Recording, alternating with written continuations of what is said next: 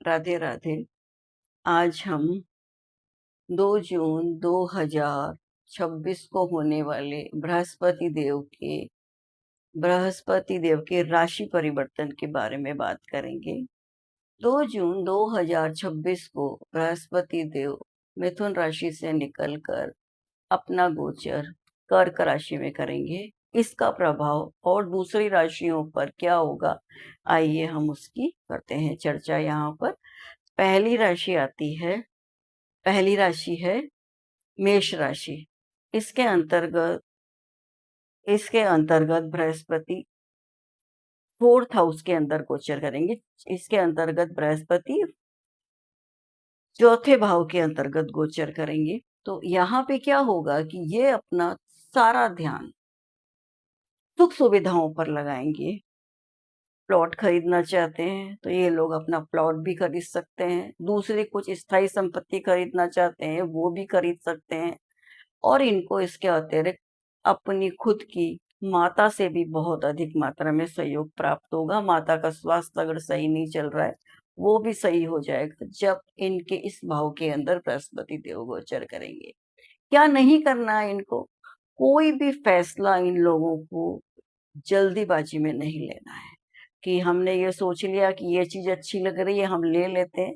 ऐसा कोई भी फैसला ना करें, कोई भी फैसला जल्दीबाजी में ना करें, ये तो इनके लिए ज्यादा अच्छा होगा। दूसरी राशि है वृषभ राशि। इस राशि के अंतर्गत बृहस्पति देव तीसरे भाव में गोचर करेंगे। इससे क्या होगा, इनके पराक्रम के अंतर्गत वृद्धि होगी। छोटे भाई बहनों का इनको स्नेह प्यार हेल्प वगैरह मिलेगी। और जो इनकी सामाजिक प्रतिष्ठा है उसके अंतर्गत भी इन्हें बहुत अधिक सम्मान मिलेगा। लेकिन इन्हें क्या नहीं करना है, इनको भावावेश में आकर कोई भी प्रकार का ऐसा वादा नहीं करना है जिनको कि ये पूरा ना कर सके। तो जब भी किसी से कोई आप वादा करें सोच समझ के करें, भावावेश में आकर वादा ना करें। तीसरे नंबर की राशि होती है जेमिनी मिथुन राशि। इस राशि के अंतर्गत बृहस्पति देव दूसरे भाव के अंतर्गत गोचर करेंगे। वाणी मधुर होगी इनकी, परिवार से सहयोग मिलेगा, आर्थिक लाभ भी होगा, सामाजिक प्रतिष्ठा भी बढ़ेगी। और इनमें यह है कि ये वाली बात की लोग इनकी सब तारीफ करेंगे कि ये व्यक्ति कितना अच्छा बोलता है, इस बात की तारीफ होगी इनकी। लेकिन एक बात मैं आपसे यहाँ पर कहना चाहूंगी, आवश्यकता से अधिक खर्च ना करें दिखावे के चक्कर में कि मुझे शो ऑफ करना है, उसके लिए मैं आवश्यकता से अधिक खर्च करूं। इस बात का इनको ध्यान रखना है। चौथी राशि है कैंसर। इसको हिंदी में हम लोग क्या कहते हैं, कर्क राशि कहते हैं। इसके अंतर्गत बृहस्पति स्वयं गोचर करेंगे। बृहस्पति इस राशि के अंतर्गत गोचर करेंगे। इस राशि के अंतर्गत बृहस्पति उच्च के होते हैं। अब देखिए, अगर कोई राशि के अंतर्गत बृहस्पति देव आ जाए इस राशि में और वो भी फिर वो उच्च के हों तो क्या होगा, ये आपको पता ही है। इनको सामाजिक मान प्रतिष्ठा सब बहुत अधिक मात्रा में मिलेगी। पैसा कमाने के योग भी बहुत बहुत अधिक मात्रा में है इनके। और ये समय ऐसा होगा कि ये जो चाहेंगे वो पूरा होगा। लेकिन यहाँ पर मैं इनसे एक बात कहना चाहूंगी कि ये आकाश में ना उड़े, धरती पर टिक कर रहें। कि इनके साथ सब कुछ अच्छा हो रहा है तो अपने आप को ही भूल जाए, दूसरों को भी भूल जाए, ऐसी गलती यह बिल्कुल भी ना करें। 5वें नंबर की राशि होती है लियो राशि, जिसे हिंदी में हम लोग सिंह राशि कहते हैं। उसमें यह इसके अंतर्गत बृहस्पति देव 12th हाउस में करेंगे गोचर, 12वें भाव में गोचर करेंगे। स्वास्थ्य पे ध्यान देना है इनको, पहला तो ये ध्यान रखना है, स्वास्थ्य पे ध्यान देना है। कोई भी ऐसा काम नहीं करना है जिसके ऊपर अनावश्यक पैसा खर्च हो, ना कोई इस प्रकार की इस दूसरे से मतलब इनको किसी और से इस प्रकार की कोई भी प्रकार की बात करनी है जिससे कि इनकी जो बात है उसका कोई व्यक्ति दूसरा मतलब निकाले। इस प्रकार की स्थितियाँ इनके आगे ये वो जो स्थितियाँ हैं वह इनके आगे पैदा हो सकती। कुछ कहेंगे कुछ और दूसरे लोग और कुछ मतलब निकालेंगे। इस बात का इनको ध्यान रखना है। दूसरा ये है कि अपनी भावनाओं को ये लोग एक्सप्रेस करना चाहिए। एक्सप्रेस नहीं कर पाते हैं, अपनी जो भी इनके अंदर फीलिंग्स होती है उनको ये एक्सप्रेस नहीं कर पाते हैं। वो इनको ये चाहिए कि यह अपनी भावनाओं को एक्सप्रेस करें। अभी जो समय आएगा वह ऐसा आएगा कि ये अपनी इच्छा होते हुए भी अपनी जो भाव होते हैं, फीलिंग्स हैं, वो किसी और को एक्सप्रेस नहीं कर पाते हैं।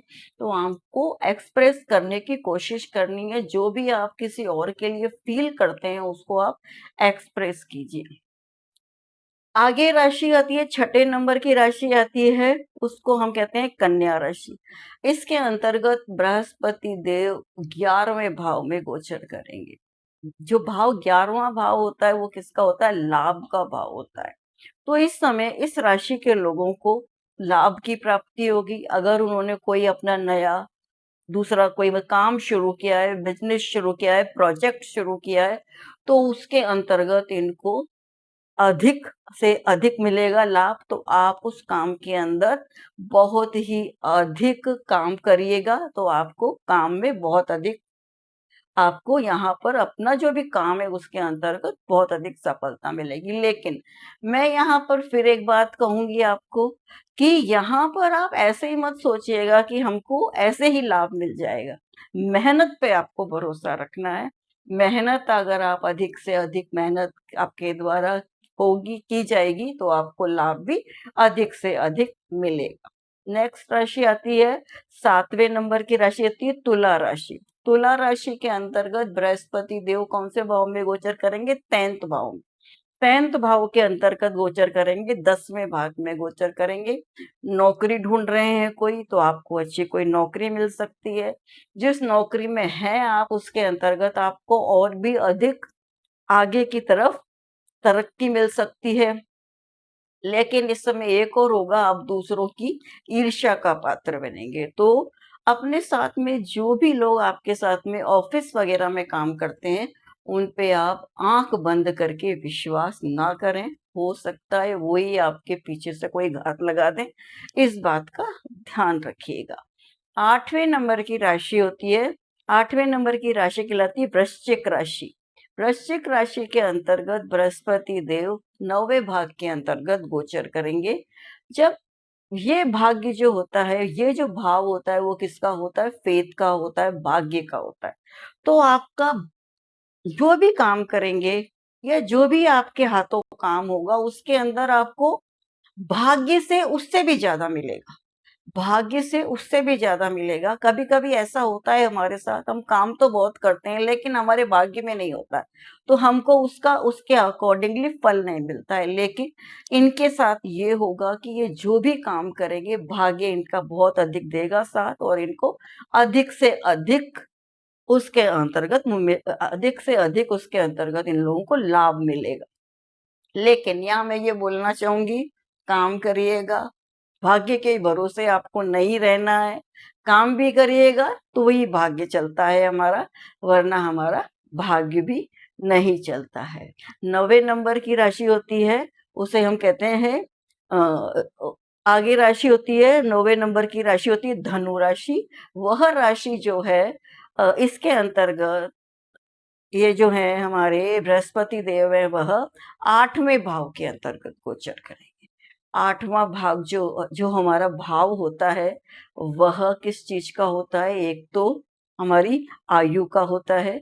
तो हमें आयु के अंतर्गत मिलेगी वृद्धि, हमारा हेल्थ ठीक रहेगी और हमको अधिक से अधिक कैसे रहना है, दूसरों के प्रति हमको ज़्यादा पॉज़ेसिव नहीं होना है।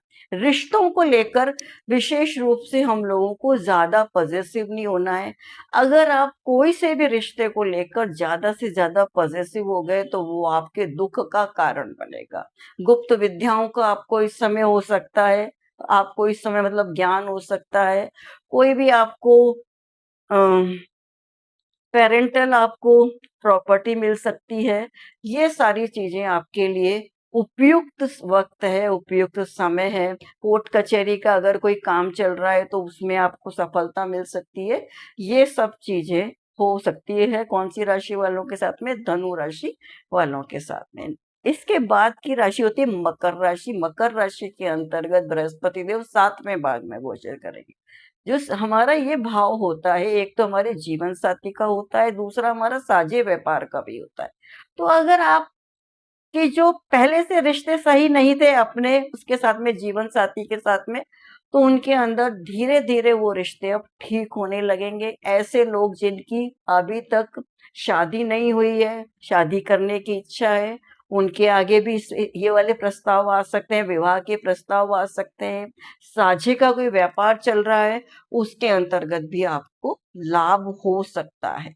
लेकिन आपको क्या करना है, दूसरों की भावनाओं का भी सम्मान करना है। आप ऐसे इंसान हैं जो दूसरों की बिल्कुल भावनाओं का सम्मान नहीं करते हैं। आप सबको स्पष्ट रूप से जो भी बात होती है वह स्पष्ट रूप से बोल देते हैं। ये आपको नहीं करना है, आपको दूसरों की भावनाओं का भी सम्मान करना है। नेक्स्ट राशि होती है 11वें नंबर की राशि होती है, उसे कहते हैं कुंभ राशि। वह उसके अंतर्गत बृहस्पति देव छठे भाव के अंदर करेंगे गोचर। पुराना कोई आपको अगर रोग चल रहा है वो ठीक होगा। शत्रु अगर आपको कर रहे हैं परेशान तो उनसे भी आपको मुक्ति मिलेगी। आपको रोग, शत्रु आदि से आपको मुक्ति मिलेगी। सामाजिक प्रतिष्ठा भी बढ़ेगी आपको। ल- आपको लेकिन ये करना है, आवश्यकता से अधिक आपको बिल्कुल नहीं करना है काम। जितना काम आपसे हो सकता है उतना ही काम कीजिए, वरना आपको जल्दी से जल्दी थकान होने लगेगी, आलस होने लगेगा। काम जितना आवश्यक हो, जितना आपको ये लगता है कि ये काम मेरे द्वारा किया जा सकता है, उसको ही आप अपने हाथ में लीजिएगा। दूसरे कामों को आप अपने हाथ में नहीं लीजिएगा। आखिरी राशि है 12वें नंबर की राशि मीन राशि। वह जो राशि है वो इस समय उसके अंतर्गत इस समय बृहस्पति देव 5वें भाव में गोचर करेंगे। 5वां भाग हमारा बुद्धि, विद्या सब चीज का होता है, संतान का होता है। तो हमें इस समय हमारी जो भी संतान है उसकी ओर से हम लोगों को कोई अच्छी बात सुनने को मिल सकती है, खुशखबरी मिल सकती है। ये हमें इस समय मिल सकता है।